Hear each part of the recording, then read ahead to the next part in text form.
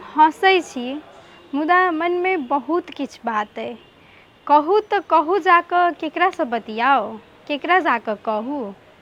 ई भावना एकटा किशोरीके अछि जे किशोरी ओ अपन मनके भावना ककरो व्यक्त नहि करऽ सकि रहल अछि, जकरा मनमे डर अछि कि यदि घर परिवारके जाकऽ किछु कहलक तऽ हमरा बात कहथिन कि हमरा खराब कहथिन कि किया किशोर अवस्थाके एतेक नाजुक किया मानल जाइ छै, किया कहल जाइ छै कि यदि तू ई अवस्थामे यदि तू नीक बनि गेली, तू सुधरि गेली तऽ बादोमे जाकऽ तू हमेशा हरदमके लेल तू नीक रहबी, हरदम तू नीक भऽ जेबी, हरदमके लेल नीक भऽ जेबी।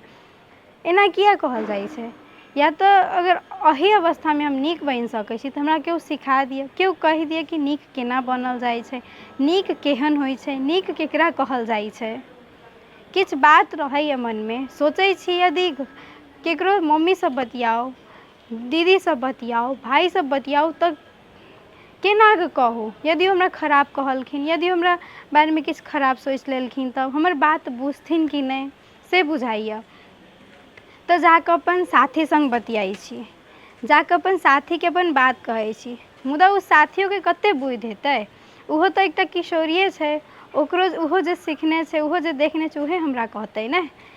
तहिना आब ओकरा सङ्ग देख सीखीमे हम जे करै छी तऽ कहल जाइ छै कि खराब सङ्गतमे पड़ि गेल छै, साथी सङ्ग खाली रहै छै तऽ हम केकरा लग जाउ, के हमर बात बुझतै?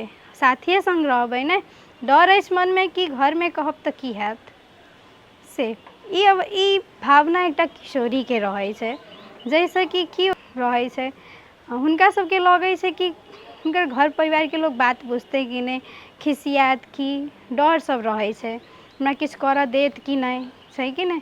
तहिना अपनहु सब हुनका सङ्गे स्ट्रिक्टली नहि भऽ कऽ कनि नरम भऽ कऽ रहबै, हुनकर साथी बनऽके कनि प्रयास करियौ तऽ देखियौ केना अपन बात कहै छथिन आ अपन भावना व्यक्त रखै छथिन।